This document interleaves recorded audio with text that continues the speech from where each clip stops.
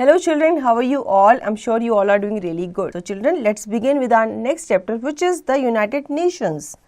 The symbol of the United Nations, officially adopted in 1947, shows a map of the world seen from the North Pole, surrounded by a wreath of olive branches, which represents peace.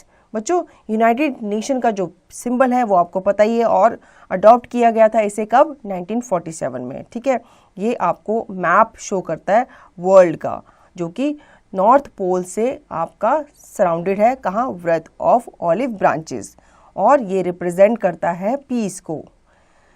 After the second world war the United Nations was form to maintain world peace. The UN was established on 24th October 1945.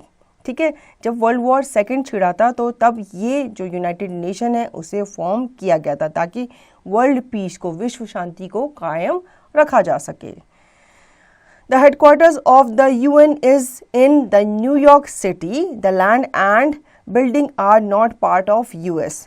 They are officially international territory and belong to the UN members nations. ठीक है, जो headquarter है वो कहाँ पे है? UN का New York city में, लेकिन ये उस US का पार्ट नहीं है. जो बिल्डिंग है ये US का पार्ट नहीं है. ठीक है, ये इंटरनेशनल, जो पूरी दुनिया का एक ऑफिस माना जाता है UN का, ये वहाँ पर बनाया गया है इस ऑफिस को. ठीक है, तो ये सबके लिए काम करता है, सिर्फ US के लिए ही काम नहीं करता. Initially, the United Nations had 51 founders country. Today, almost 65 years later, it has 192 members country. ठीक है, जब इसे स्टार्ट किया था तो इसमें 51 मेंबर्स थे, लेकिन अब वो बढ़ चुके हैं, उनकी संख्या भी बढ़ चुकी है. कितनी बढ़ गई है? 192 मेंबर्स की हो चुकी है.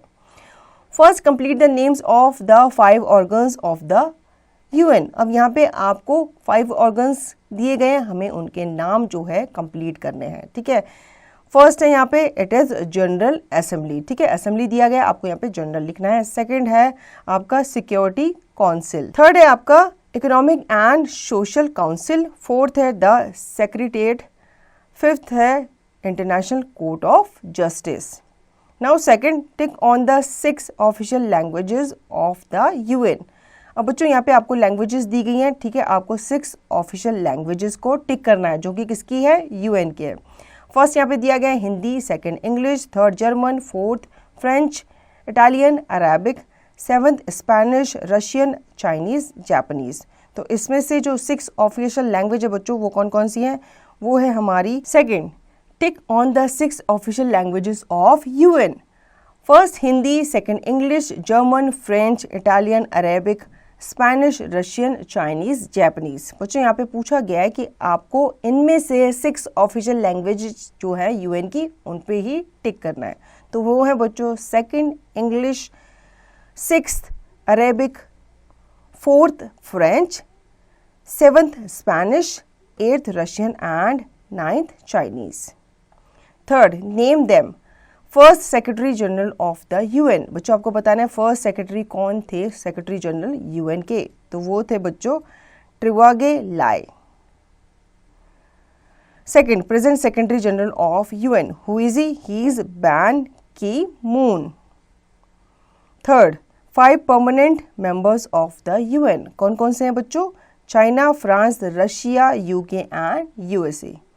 Fourth, specialized agencies of the UN for improvement of health. WHO. ठीक है, ये क्या करती है? ये इम्प्रूवमेंट, हेल्थ की इम्प्रूवमेंट के लिए काम करती है.